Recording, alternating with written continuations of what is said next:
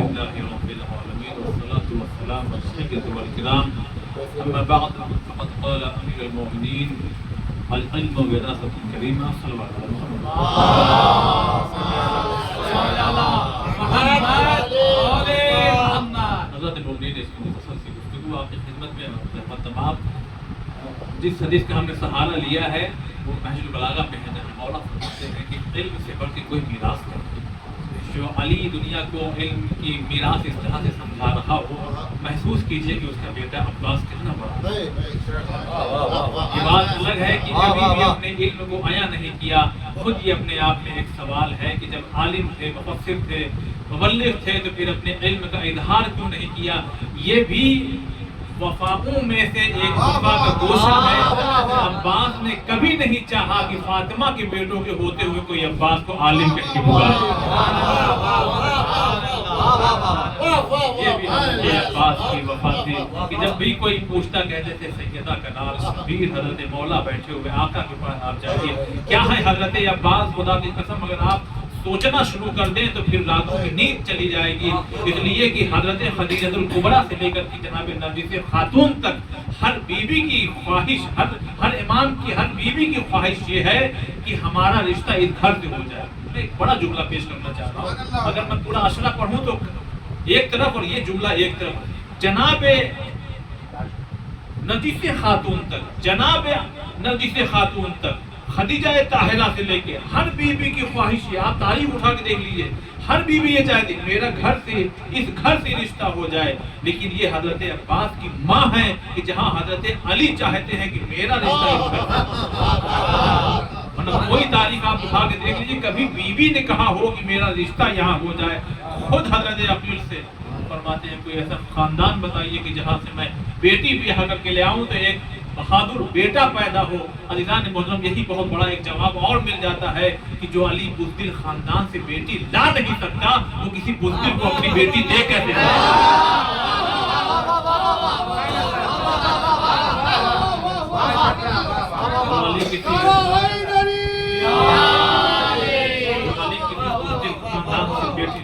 سکتا. وہ بھلا کسی بزدل کو اپنی بیٹی دے کیسے سکتا ہے.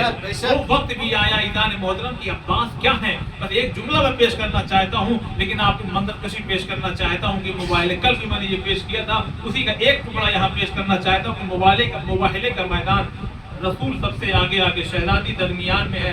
مولائے کائنات ان کے پیچھے ہے مولا حسن اور حسین ہے مگر کیا ہے ابنا دونوں بچے ہیں تو مولائے کائنات کے مگر قرآن کی روشنی میں ہو گئے اب رسول خدا کے.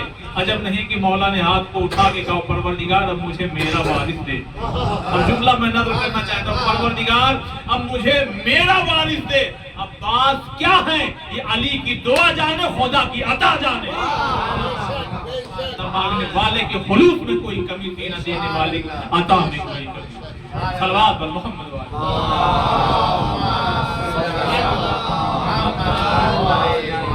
حضور نے ہمیں سکھایا کہ زینوا مجالسکم بذکر علی ابن ابی طالب. اپنی مجلسوں کو میں نے کل بھی کہا تھا اور پھر آج بھی یہاں بھی کہہ رہا ہوں میں چاہتا ہوں کہ 45 منٹ کا جو موضوع ہے میٹر ہے وہ آپ کو 15 منٹ کے اندر دے دوں. اور کیا فرمایا حضور نے اپنی مجلسوں کو اگر زینت دینا چاہتے ہو تو وہ ذکر علی کے ذریعے دو.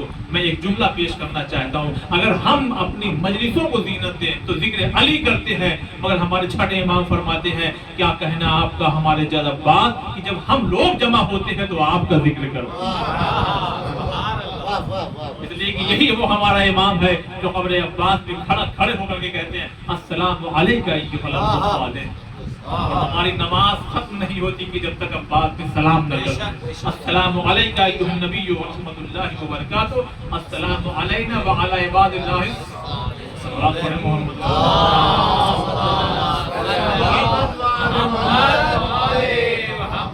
کیا ہے حضرت عباس خدا کی قسم اگر واقعی میں پھر سے کہہ رہا ہوں اگر سوچا جائے تو نیند اڑ جائے، اس لیے کہ اکثر ہمارا اور آپ کا کہیں نہ کہیں یہ کہنا ہو ہی جاتا ہے، چاہے بہانہ ہو چاہے نہ، ارے وہ تو مولا تھے، ارے وہ تو شہزادی تھی، ارے وہ تو صدیقہ طاہرہ تھی۔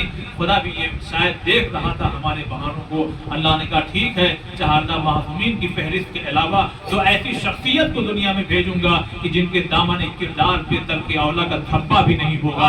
ایک کو بھیجا تو ایک کو بھیجا تو علی کا وارث بنا کر کے، اور ایک کو بھیجا تو ثانیہ زہرا بنا کر کے، ایک حضرت عباس، ایک جناب زینب۔ کہا اگر انہی کے نقش قدم پہ چلتے رہو تو جنت کے دروازے تک۔ آیت اللہ صدوار تقریر کر رہے تھے، ان کے بارے میں یہ ملتا ہے کہ کرتے کرتے یہ کہنے لگے کہ میری جو تحقیق ہے، جو میری ریسرچ ہے، جو میں نے ابھی تک جانا اور پڑھا اور لکھا، یہ میں نے محسوس کیا کہ تقریباً 12,000 دفعہ جو ہے وہ مولا کائنات کے پاس جو ہے رسول کے پاس جبریل آئے۔ کتنی دفعہ؟ 12,000 مرتبہ۔ تو ایسے ہی مجمع میں بیٹھا ہوا ایک شخص کھڑا ہوا، کہنے لگے کہ علی کا عاشق تھا، دیوانہ تھا، کہنے لگے یہ بتائیے، نبی کا ٹھیک بتا دیا، مولا علی کے پاس کتنے دفعہ ہے؟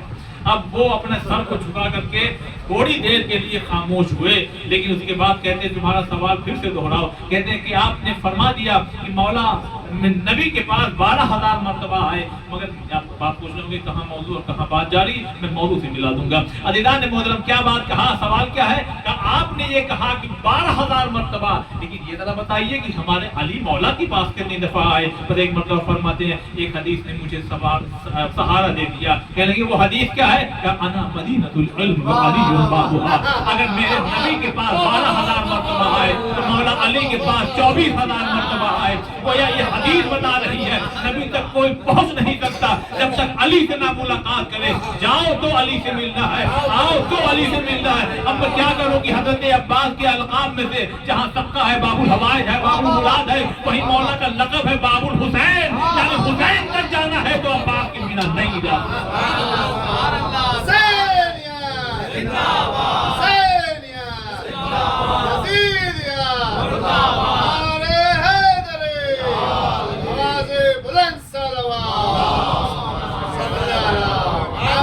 اسی لیے آج بھی جو حضرات زیارت پہ جاتے ہیں سب سے پہلا اگر کوئی خیمہ گاہ حسینی میں پہلا خیمہ اگر دیکھیں گے تو وہ حضرت عباس کا دیکھیں گے۔ اسی لیے زائر جب حدود کربلا میں قدم رکھتا ہے تو حدیث یہی سہارا دیتی ہے کہ سب سے پہلے کوئی استقبال کرتا ہے تو وہ حضرت عباس کرتے ہیں۔ میں ایک جملہ اور پیش کرنا چاہتا ہوں، دنیا ہاتھ رکھ کے وہ کام نہیں کر پا رہی جو ہاتھ کٹا کے عباس مثل کلام پاک ہے عباس کی ثنا، ہوشیار کوئی حرفی حرفے ادھر نہ ہو، شاید اسی لیے ہے قیامت رکی ہوئی، رب چاہتا ہے ذکر وفا مختصر نہ ہو۔